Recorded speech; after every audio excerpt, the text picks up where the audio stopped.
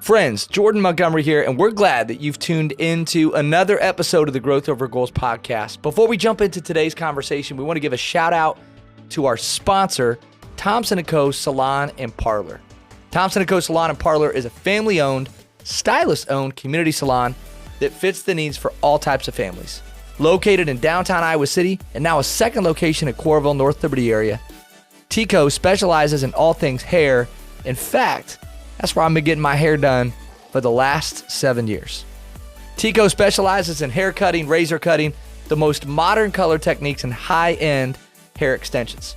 As one of Iowa's only intercoiffure salons and Salon Today's top 200 salons in the U.S., TCO looks forward to being the salon of choice for you and those you love. Be sure to call or book on their website today at thompsonandcosalon.com. Thank you, TCO, for all you do for us and our community.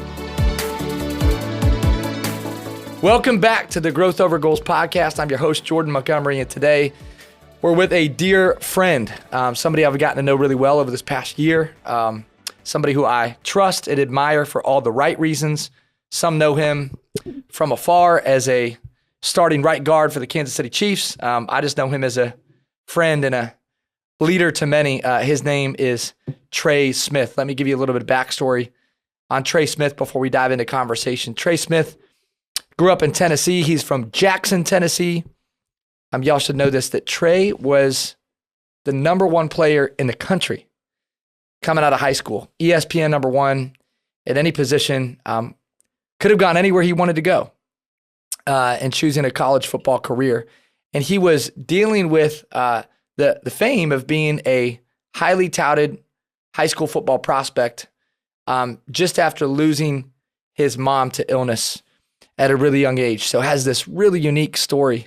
I'm gonna let Trey unpack that of navigating his high school years, gets into college, and again, hits adversity, but ultimately becomes a first-team All-SEC selection, All-American honors, gets drafted by the Kansas City Chiefs. He's in year three, finished up year three, 2 Super Bowl championships in 3 years as a starter on an NFL roster. He's a person of faith. He's a friend of many.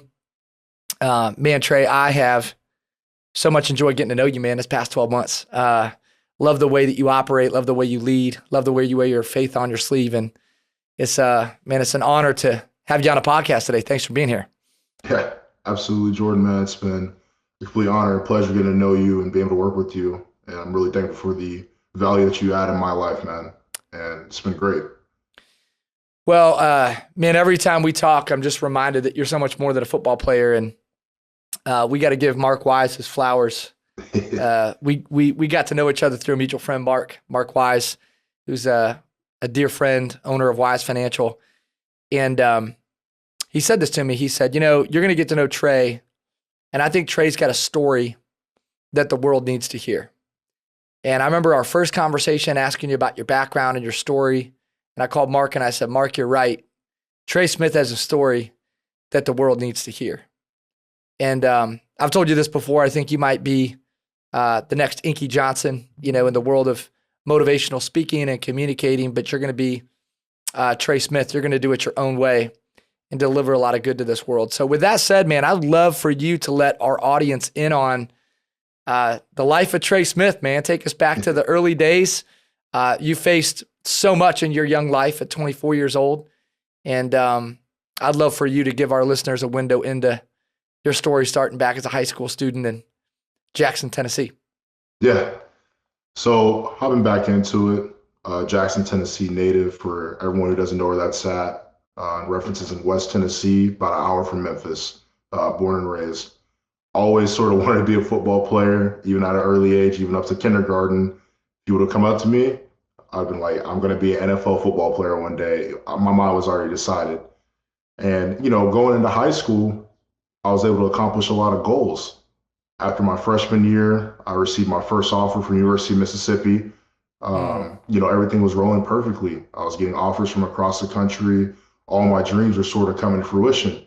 It was some of the best times of my life. And just like life has a habit of happening, when I was about my sophomore season in high school, my mom falls extremely ill. and not soon after, she passes away. And for me, it was the lowest point of my life. Faced about a depression. I was very close to my mom. We were a family that was devoted and brought together by faith. And my mom did a great job of keeping us together. And I remember in that dark moment, in those dark times, there were two moments with my mom that kept me in the straight and narrow, that kept me focused on what I was trying to do. I had a conversation with my mom prior to her getting sick, about a week prior, and she sat me down and we talked about some dreams I was having. And the way she interpreted was that you're about to go through a lot of trials, you're about to go through a lot of hard times in your life, but God's trying to tell you to stay focused on Him, stay steadfast in your faith. And she simply put it, keep your eyes on God, baby. He's going to carry you through. And so that impacted me, along with when she was in the hospital. One of the last conversations I had with my mom was that I was going to get my degree and I was going to play in the NFL one day. And then, going forward through my high school career, every single day, I thought about that promise that I made to my mom, making sure that I live my life in a way that would be honorable to her. And then ultimately, I became the #1 overall prospect on ESPN. I became a 5-star recruit. I had my choice of any university that I wanted to attend. And ultimately, I decided to attend the University of Tennessee, one of the best decisions I ever made. And so I go to Tennessee, have an amazing freshman season. I started as a freshman, day one starter. I was the first freshman in Tennessee history to start at left tackle in probably about 30 years. All SEC, academic All-American, you name it, anything I wanted to accomplish that year, I had it. And then obviously we didn't have a great season. We had a little bit of a coaching turnover, so we bring in a new staff and, you have mat drills, one of the most strenuous workout sessions for the year, and I was killing it. No problems whatsoever. I was eating every workout like it was nothing. And then one week I wasn't feeling right. I ended up passing out during conditioning. I got so weak I couldn't pick up a 10-pound dumbbell. I couldn't walk over 500 yards, having to stop and to catch my breath. And I'm telling the doctor, I don't know what's going on with my body. I've lost 13 pounds in a day. You guys have to do more tests. I'm just not feeling right. I remember going to the hospital, just scared, anxious. The last time I'd been in a hospital was being with my mom. And that was obviously traumatic within itself. And I remember the doctor turned around and he told me, son, you have blood clots in both branches of your lungs. And we're happy we got you here in time because it can be deadly. So at that point, as a healthy young man, I don't really know what to think. I'm getting reports that I could have lost my life. Football was sort of on the back burner at the time. But ultimately, man, my faith in God, just trusting in Him, working with specialists across the country, they determined you can come back and play. And so when I had the opportunity, I was able to play, got about week 10. All of a sudden, the same issues came up again. And I'm thinking to myself, man, what's going on? Don't let it be blood clots, because the doctors were adamant that if you have a reoccurrence of blood clots, you'll never play the game of football again. As I'm sitting there in the hospital for the second time, and the doctor turns around and tells me, you got blood clots again, I'm sorry. At that point, football was over. The dream, the promise that I made to my mom would not be accomplished in this moment. So I hit another low point where it's like, man, God, why does this keep happening to me? But ultimately, man, with a conversation with a mentors in my life, he told me, you got to think positive. You have to push through it. Regardless of what the doctors are telling you, keep your faith, keep praying, ask God to show you the vision that you are able to keep playing, that you'll be able to accomplish your goals. And, for 7 months, every workout, study hall, class, anything that I could do to provide an opportunity to play the game, I did it. And through the grace of God, I had an opportunity to play. I had to undergo a medical treatment that had not been done in the game of football. I remember the very first game, I'm shaking, I'm nervous. I'm like, man, can I do it? Am I making the right decision? And, I kept reciting a scripture, Jeremiah 29:11, for I know the plans I have for you, plans to prosper you, not to harm you, plans to give you a hope in the future, over and over and over. And then all of a sudden, whenever it was time to snap the ball, I was ready to go. And I just kept getting better, and better, week in and week out. I remember sitting there and I'm like, man, do I come out? Do I come out in the draft this year? I'm getting first round grades, second round grades, even down to undrafted because of my medical history. And it came down to one thing, the promise that I made to my mom at her bedside in the hospital, that I'm going to play in the NFL, but more importantly, I'm going to receive my degree and finish college and finish what I started. So I came back to Tennessee, had another good year for my senior season, and it's like, dude, it's time to get paid. Right. You know, the dream I had from kindergarten is about to come to fruition. And I remember sitting there first day, I'm fired up. Like, you never know, I could possibly go first round. I didn't expect it. You know, day one goes by, no call, no problem.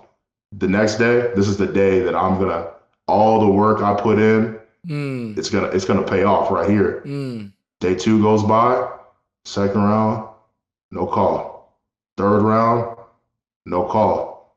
And I'm sitting there with my dad. I'm at the verge of tears, like, man, you know, am I going to get drafted? The very last day of the draft, I'm sitting there. About half the day goes by, no call. I get a call from some coaches about free agent, you know, undrafted opportunities. And, you know, at the end of the day, all I wanted was just one opportunity to show my talent and my skills. Because I had that self-belief in myself. I knew the goals. I knew the plan that God had for me. So I wasn't worried as long as I had an opportunity. And I remember sitting there and randomly I get a phone call from Kansas City and it's just like, we're going to make you the newest member of the Kansas City Chiefs. And it hit me when Clark Hunt got on the phone and I was like, hey, this is actually happening. This is real. You know, it's funny because like my dad wasn't even in the house. Crazy. He went out to get lunch. So I'm calling him. He's getting chicken tenders. I'm like, hey, Dad, you won't believe this. I just got drafted. And he's like, no way. I'm coming home right now. So, you know, the story is not perfect. It's not a storybook. Been through a lot of adversity, man. A lot. You know, I got to the Chiefs, bottom of the depth chart. You know, the low draft pick rookie that had to fight his way into a starting job. I became a day one starter with the Kansas City Chiefs. And God has blessed me to be able to win 2 Super Bowls in 3 years. Unbelievable. People can play an entire career and not even win a playoff game. But I have 2 Super Bowls, and that's nothing but the grace of God. So when I look at my life story, I think it's a lesson from God. I look at that conversation I had with my mom, what she told me in that situation, and how it played off in my life. And I stayed steadfast in my faith and trusted God's plan in my life. And look where I'm at now. So my story is not just to bring all this attention to me. It's more so to bring attention to God, because without him, I wouldn't be in this position. And I think I'm put on this earth to bring my testimony, to bring greater glory to him, and to bring people closer to him. You know, there's somebody listening right now, Trey, that needs to hear this message and your story. You know, and I've shared this about you before. You make me think about this adage that behind every strong person is a story that gave them no choice. You know, I had a mentor once say, hey, it's dark out, but you haven't been buried. You've been planted. So you didn't have a choice. But through the dark times, you think about the way that God was preparing your heart for greater things to come. Like who knew at the time that you would carry the responsibility of a platform of Super Bowl champion at 24 years old, you'd have 2 Super Bowl rings, and he'd trust you with this influence to communicate and move people. But I love your humility, man. To me, that's what stands out, because there's a depth of character you have. And I think so much of that is because of what you've gone through, you know, because pride and ego is a real thing, man. And like, if not for some adversity, pride and ego can show up in ways that we don't want it to. So man, you lose your mom as a teenager. You then lean on football and faith. And one of those 2 things is at least temporarily taken away from you. I can't even imagine the pain, you know, of being told, hey, you might never play football again. And then, you know, at one point in your career, you thought you'd be a first round draft pick, and it doesn't turn out quite that way. And so you're battling this adversity and you're going through some things that are unexpected. What's the one thing? I know there's a lot of things that you learned, but if there's like one thing that has really stuck out to you, if you look back over the last, call it 9-10 years of your life and just facing one hardship after another, what's one thing that you've learned that you might offer to somebody listening about dealing with adversity? Yeah. It's hard to just like put it down to one, but there are 2 things, resiliency and perseverance. You know, there's going to be adversity thrown at you at some point. Life's not going to be perfect. Life's not going to be peaches and cream. I learned that at an early age, losing my mom. And for me, it was just being able to bounce back from that. You know, at the end of the day, devastating.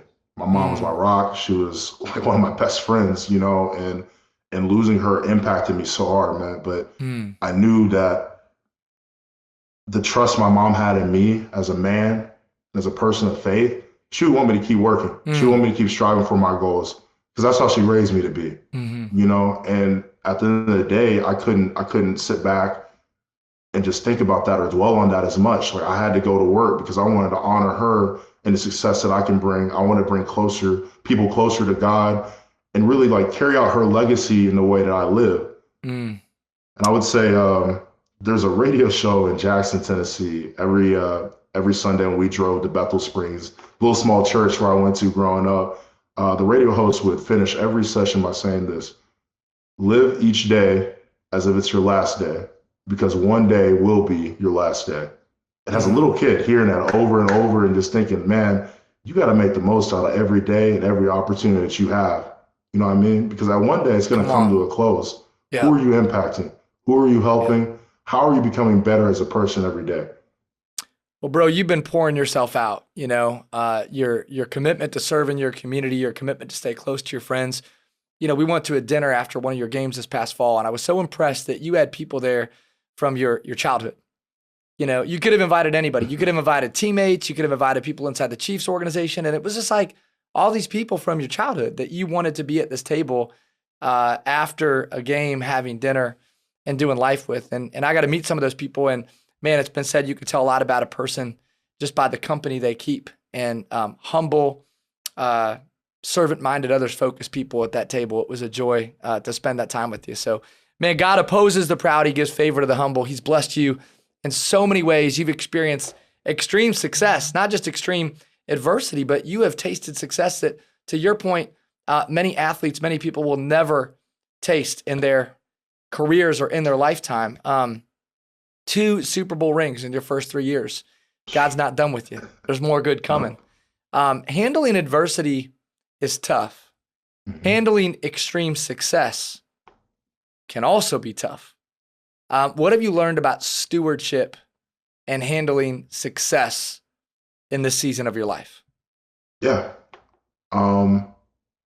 Talk about as an athlete, especially as an NFL player, and going back to any kid that dreams about playing football, you think about the Super Bowl and how great of a moment that is, you know, climbing up that mountaintop this season and standing at the top of the league as a champion. There's no greater feeling than that, you know? But, you know, when we won it the first year, one thing Coach Reed always said is that, you know, everyone is gunning for you. You know, no one cares what you did last year. You have to come to work every single day because you're going to take their best shot. But there's a thing called complacency that always seems to creep up, especially when you have success. Yeah. You know, when everything's going in your life that's right, you're at the top of your game, it's so easy to get comfortable, man. And, you know, even during last season, you look at the whole entirety of the season. At one point, we had a rough patch. And just being honest with you, you know, we're the Chiefs. We're the best, right? Yeah. We have Patrick Mahomes, Travis Kelce, Chris Jones in defense, L'Jarius Sneed. We have dogs all around us. Yep. We're going to be fine no matter who we play. Yep. But at the end of the day, are we all doing our job the right? You know, are we all doing our job the right way? Are we depending on our brothers to do the right jobs, to complete our assignments? And so when we had that rough patch, and I'll take it back to one game, when we played the Raiders, Christmas Day, we lose to the Raiders at home, like our arch nemesis on Christmas. I remember, man. Like, worst feeling ever, right? That was a tough day.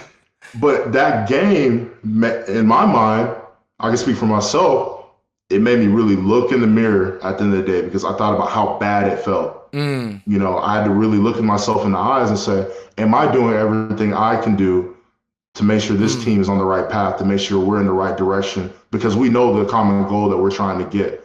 And I think at some point during the season, that complacency creeps in, just like it creeps into all of our life when we have success. Yeah. And you have to just sort of readjust and redefine it. And isn't it true that our default mode isn't urgency? Our default mode is complacency. You know, too many of us, we just default to complacency, the path of least resistance. And I think you sort of said this, Trey, that the greatest threat to future success is current success, you know? And so I think the desire to keep working and to not let complacency get in the way of your mission has been also a hallmark of your story and your continued success. Most people get to experience some success. They get to experience some adversity. They just don't get to experience it at the same time. You are literally celebrating a Super Bowl victory. And in that moment, you experience probably one of the more difficult things you've ever gone through. There's a Super Bowl parade. It's been well documented. There was a shooting. You were like literally in the middle of that with young kids. You were on ESPN actually talking about what it was like to be in the middle of that. So some people know the story, some people don't, but just walk us through what it was like to be experiencing the highest of highs and then almost at the same time be walking through the lowest of lows. Take us to that day, and then would love to hear a little bit about what you learned through that experience. Yeah. The Super Bowl, like winning it in the stadium is like the best feeling ever, right? But when you come back to the city that you won it on and everyone's coming together as a community celebrating, you're on like double-decker buses, you're high-fiving, dapping folks up, like there's no better feeling than celebrating with the community that's uplifted you the entire season. So, I mean, that whole day from the morning time when you meet at the stadium to when you're going through downtown to Union Station, I mean, it's just nothing but happiness and joy the entire time. And I remember just being so excited about the parade, man. That's like my favorite part about winning the Super Bowl, celebrating everybody. And we get to Union Station and we're on the stage. You got Pat, Travis, Chris, they're all doing their thing up there.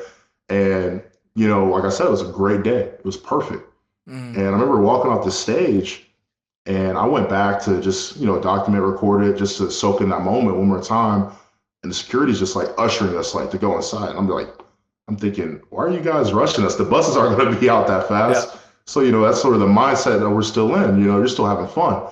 And I didn't realize what was going on until I talked to my teammate, Lucas Nyang, and he's saying, hey, have you heard? And I'm like, what's going on? Why is everyone just standing here? He told me there's an active shooter outside.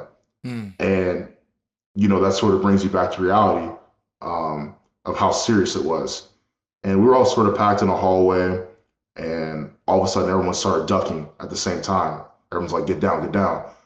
So at this point, I'm like, man, this is getting serious, right? I got separated from my sister. I don't know where she's at, so I'm worried about her. I hear people running behind me. They're saying, go, go, go. Everyone in unison just starts running in a hallway. So at this point, you know, you're thinking, forget everything else that just happened. You're in survival mode, right? And I remember just a door flying open to my left, and it was a closet. I could just tell as I'm looking, and I could tell people are going in there. So there's a little boy in front of me. I just sort of grab him, yank him, throw him in there because, you know, he was lost. And we're just sitting in the closet. James Winchester, our long snapper, we got a group of chairs, barricaded the door. I'm up against it, making sure we're safe and secure. And just James and I were assuring everyone, telling them, hey guys, like God's got us. We're gonna be absolutely fine. Everyone stay calm. You know, we're in a great spot and position right now. Everyone stay calm. And so eventually the first responders were able to get us out of there. We get to the buses, and the buses were packed, obviously. And I'm standing in the back in the bathroom, and there's a little boy and his father, and the little boy is obviously just completely scared, nervous. He's outside. He's just freaking out, just, you know, asking, what's going on? Why are people running? I'm scared. I don't like this. And goofy enough to a degree, I had a WWE belt this entire time, like decked out, blinged out, Kansas City Chiefs, Arrowhead, all that. And I'm just thinking, you know, it's breaking my heart because this is a little kid. I had a great childhood, right? And in my eyes, little kids should not have to worry about real world issues, right? They should just enjoy the fact that they're being a kid. They should enjoy their childhood. So I'm watching, this kid's name is Joey. Joey is freaking out this entire time. So I'm thinking to myself with my teammates, how can we calm Joey down? And I'm thinking, okay, this belt's right here. So, you know, common ground. We just start talking about WWE wrestling. I'm giving Joey the belt. Hey, champ, no one's going to mess with us. We're going to keep you safe. You know, who's your favorite wrestler? Rey Mysterio? Dude, I love 619. He's the greatest, right? And just anything to make him calm, and rock, paper, scissors, anything to just calm him down in this situation. And through the grace of God, he started getting calm, and, you know, he was not looking outside at the window. He was focused on our conversation, the belt, and just having fun and being a kid again. So, That situation was obviously heartbreaking. Mm. People lost their life and it's senseless violence. And in a moment that was Mm. so beautiful that a community can combine, unite together, to end that tragically, there's no place for that, Yeah. man. And it breaks my heart. Well, so cool that you were able to lay down your preference and your comfort for the sake of others. And man, I just think time and time again, you've been used as a leader in the lives of many. But here's one thing I've picked up on with you, bro. Every time we talk, you have an open mind. You're quick to ask questions, and you're also quick to absorb information. And I think sometimes we forget that the first step in leading well is following well. And so many people forget to follow. That never stops, right? I don't care how much you've experienced or achieved. Like, we should never stop following. And again, I think your humility is part of what makes you so attractive. Here's my question for you, man. You've been around so many really fine leaders at a young age. You're 24 years old and you've been able to learn from the likes of a Hall of Fame coach like Andy Reid. You're learning from athletes like Travis Kelce and Patrick Mahomes, who've been, mentors and brothers to you. I mean, you've just been in a lot of rooms with a lot of leaders, and I think you've been quick to absorb information and knowledge and experience. And so, man, I'd just love to hear from you. What are some of the key lessons or principles that you've learned, whether it be an Andy Reid, a Travis Kelce, a Patrick Mahomes, being inside the Chiefs organization? What are some of those kind of key things that you've learned in the early stages of playing football in the National Football League? Yeah, I'm gonna bring it back to my mom. Sorry. Come on, man. Let's go. I love it.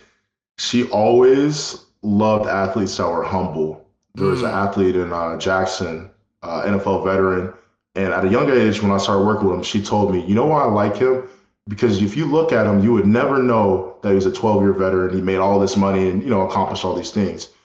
And so there's a scripture, those who exalt themselves will be humble. Those who humble themselves will be exalted. So in high school, I try to live towards that. I try to live towards that goal. No matter how much success that I had, I'm not going to change as a person. I'm just going to be Trey Smith. Regardless of how much success I have, it's not going to matter to me, right? And I remember early experiences with the Chiefs. Obviously being a football fan. I remember the first time I was in the training room, Patrick walks in on the training table beside me. I'm trying not to be a nerd, a fanboy, because it's like, dude, it's Patrick Mahomes. Like, Yeah. You know what I mean? Like, Yeah. And he was normal. It wasn't any special treatment. It wasn't treating anybody disrespectfully. He saw me, knew I got drafted low, still introduced himself, still said hello. And even with Travis will treat anybody like family. And with Coach Reid, the way he sort of directs himself in his life, he's not a flashy guy. You don't have to be a flashy guy.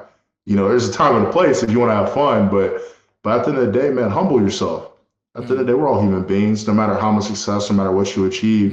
Like my goal was when I walked in the Chiefs, I want to know as many people's name as possible, from the janitor to the general manager to the team president to the owner.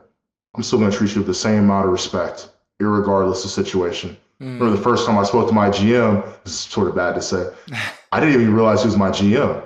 I just thought he was a regular guy, and I just had a great conversation with him. And finding out after the fact, like, he's like, yeah, I'm Brett Veach. And it's like, oh, the hell's a GM? But it just sort of comes into play where we just treat everybody with respect. That's how I live my life. I'm not going to disrespect anybody. I haven't done anything, Yeah. And I remember being with you after a game this year, and our mutual friend Chad Johnson was also with us, and we watched you just interact with Chiefs personnel, the folks that work maybe behind the scenes in the organization. We're kind of walking through the tunnel, and you were saying hello to fans and to the people cleaning the stadium. And Chad made this comment to me. He said, Trey made a lot of impressive plays on the field today, but it was the plays he made off the field that were the most impressive. And I think Chad was really taken back by how you were treating people. That was the first time Chad had met you or been around you. And he's like, man, this guy knows who he is, and he's seeing people for who they are, not what they do. To that end, Trey, I know that you want to share the love of Jesus with the world. I know that you want to have a kingdom impact. We said earlier, you wear your faith on your sleeve. You're quick to share your faith. And I know that you're so much more than a football player, man. You're a communicator. You're a leader. And so you're stepping on some stages right now. You're being asked to be in some rooms. with some great leaders and great audiences where you get to share your message. Talk to us a little bit about the desire that's on your heart to speak, to share, and to communicate in a way that positively impacts others. Yeah, absolutely. I always knew I sort of had a talent of being an effective communicator. When you play at the University of Tennessee, a big Division I SEC program, they're going to ask you to do a lot of media. And I was requested for media a lot my freshman year, which was not a norm, and I excelled at it. And, one thing that I always thought about was with my story, with what I went through, it'd be a shame if I wasted it. I feel like I can impact people, and I feel like it's my purpose. And I think God allowed me to have this much success to even be at this point because he had a plan for my life. But more importantly, he knew my life could impact others. And so I remember just taking it back to Orlando a couple of weeks ago. Yeah. Obviously a little bit of anxiety, nervous. It's a real stage, around some really effective, great speakers and people who have listened and witnessed great speakers. I'm following John Maxwell, man. I'm listening to John Maxwell dropping absolute gem after gem, just typing in my phone all these notes. But I remember just once I went up there and I got in my flow, it's just like God speaking through me after a certain point, right? It just becomes so naturally. It's a gift. And with a gift from God, you don't waste it. Come on. Just like my gift to be able to play football. Come on. And being able to communicate effectively, that's the gift God has instilled in me, and I can't waste it. That's how I looked at it. And I remember telling you after our conversation, I called my sister, shout out Ashley Smith, my older sister. Come on. Yeah. I talked to her for about an hour, and I was just fired up. I'm like, Ashley, I know this is what I'm going to do. Yeah. Like, I always knew I had it, but that reassurance, the affirmation that yes, this is what I'm my purpose on life. This is what I'm going to do. Yes. So I was just from that moment, boom. I already know what I'm going to do. And I'm not worried about it all. And I want our audience to hear this because you had an opportunity to speak. Right, the season's over, so you got a little bit of a window where you can do some of this work. Right, and you and I had many conversations about using the gift to communicate, to help and reach other people. And so our audience understands there was this event in Orlando, Florida. It was a John Maxwell event with a bunch of really gifted entrepreneurs and leaders. And so you stepped into this room late at night. So just so our audience knows, this is 10:30 at night on a Friday. You are following literally one of the top orators on the planet in John Maxwell. You also flew to Orlando on your own dime. I hope it's okay that I'm saying that. God bless Maxwell Leadership. They are a generous organization, but we kind of planned it last minute. And so they created a space. You say yes to the opportunity. You didn't ask me about what the fee was. You didn't ask me about the structure. You didn't ask me, what you were going to get out of it. You just said, hey, I would love to be in that room and I would love to serve. I would love to add value. And you did so at 10:30 on a Friday following one of the top orators on the planet. That's not exactly like the spot that you want to step into if you're given one of your first, kind of sort of keynote presentations. But man, you did it with grace. You did it with class, humility. Trey, that was the first time I heard you speak. And for some folks listening, they need to hear this. You have an unbelievable gift to orate and communicate and share in a public live setting. A bunch of people are getting that from you today on a podcast, but if you need a speaker for your next event in the boardroom, the locker room, Trey Smith is that guy. You have an inclusive message. It's relevant to all people. It's faith-filled. It's backed with great values. Man, I'm just so excited to see what God does with this ability that you have, this gift that you have to communicate. And man, we're just excited to watch you use it for years to come. So I want to speak that over you today on this podcast, man. Right. And I want people to know that you're available. Now, you got a limited window, right? Probably needs to be in the spring. It can't be in the summer or the fall. Yep. But you got a limited window, and with that time, you'd love to be a blessing to others. Anything else that you want people to know about the things that you want to speak on, or your willingness to jump on a stage and share your message? Yeah, just like the Orlando event, I'm hungry for reps. I want to be better. I want to perfect my craft. You spoke on earlier, a guy like Inky Johnson, the impact he had when I was at the University of Tennessee. He's a fellow VFL. Just hearing his story, Yeah. Soaking it in at a young age and understanding, how much gratitude I have to have in this moment, in this opportunity, I have to make the best out of it. I just want to impact people's lives. Yeah. Because once again, I feel like that's the reason I'm here. That's the reason I've had this much success. It's not because of me. It's God's plan, to give him his glory, because you look at it from a statistical standpoint, I should not be here. They told me I shouldn't be here, but God said I'd be here. And at the end of the day, his will, his word is final. And you got to trust in that and believe in that, man. And no matter how bleak it looks, be just fine, man. You just got to fight through that adversity, persevere and be resilient. Well, I want to leave our audience with a quote before I turn it back to you to share some final thoughts. Here's a quote I wrote down in preparation for today's episode. There's a lot of scripture that makes me think of you. There's different quotes that make me think of you, Trey, but the one quote that makes me think of Trey Smith, here it is. If you want to have influence others don't have, then you have to do things others don't do. And your story has been marked by a willingness to do things that other people don't do. Being kind to strangers, treating all people with dignity and respect, wearing your faith on your sleeve, flying to Orlando on your own dime and stepping into a room of people you don't know to share your story late at night. I mean, I could go on and on about the things that you do that other people don't do. I love that you circle back with me. We get to have leadership conversations and coaching conversations, and you'll circle back to say, hey, I implemented something that we talked about, or here's how this is going. You keep me updated. You check in. Man, I just can't tell you how impressed I am with your initiative and the way that you move.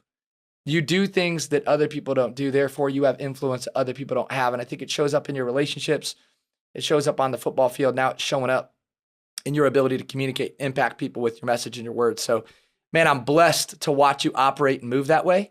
I know God is just getting started with you. And it's an honor, man, to have you on the podcast today. So I appreciate the ability to spend a little time. Anything else you want our listeners to know about Trey Smith, where to find you, how to get in touch with you, anything else that we didn't talk about today that you want our audience to know? Yeah, I should have Brian's contact information. If you want me for any event or anything of that nature, want to get in contact with me, Brian Bradkey at B2 Enterprises is the best way to reach out. If I can find his email, unfortunately, I don't have it. We'll right add now. it. We will link that to the show notes. So Brian's Perfect. information will be linked to the show notes. You could also reach out to us then to connect to Brian or Trey. So we're happy to help with that too. Send us a DM, send us an email. But we'll make sure we link that to the show notes. Perfect. Related to speaking requests, right, Trey? Yep. Speaking requests. Okay. Yep. I love it. Man, thanks for being here. You're a blessing, bro. I appreciate your friendship. And hey, listen, I want to also acknowledge this. We didn't talk about Ashley today. You gave her a shout out. I got to sit next to your sister at a dinner recently. And man, she was just talking about your relationship, the bond that the two of you share. Man, again, you can learn a lot about a person being around the company they keep. You two are as thick as thieves, as tight as siblings could be. And man, it's been a blessing not just to get to know you, but to get to know your family, to get to know your friends, and to get to know your world this past year. So man, thank you for allowing me to be a part of your journey. Absolutely, man. I appreciate your friendship and your mentoring through this process as well. And got to talk about Ashley a little bit. Once again, only sibling, big sis. I call her boss lady. Come on. But man, she keeps me focused. She keeps me sane a lot of times. And, when I lost my mom, my dad told us, the day you guys are what you have, trusting each other, don't ever abandon each other. And man, I'm just so thankful to have her in my life as a source of comfort and of course of sanity for a lot of times, man. But man, I love her, and I can't say thank you enough to her. Let me cast some vision for this. There's going to be a moment, there's going to be a stage, a live stage that you and Ashley stand on together and share. And I look forward to that day, to that moment. Some of you saw the feature right before the kickoff in the Super Bowl. They were sharing a little bit about your story, and the two of you have such an unbelievable story of perseverance. And it's just been cool to watch the bond that the two of you share. So shout out Ashley Smith. Shout out Trey Smith. Shout out. 2-time Super Bowl champion. More importantly, man of faith, friend of many. You're a blessing, bro. Appreciate your friendship. Thanks for being here. Thank you, brother. This has been another episode of the Growth Over Goals podcast. I'm your host, Jordan Montgomery. Thank you for listening. Thanks for being here. If you found any value in this episode, I would love it if you would rate, review, subscribe to this podcast in an effort that we might move our mission of impact forward. I also want to say thank you to our producers, John Choate and James Roth of Storyline Multimedia, for all of the work that they do behind the scenes to make this podcast go. Be well, be great. Have a wonderful day.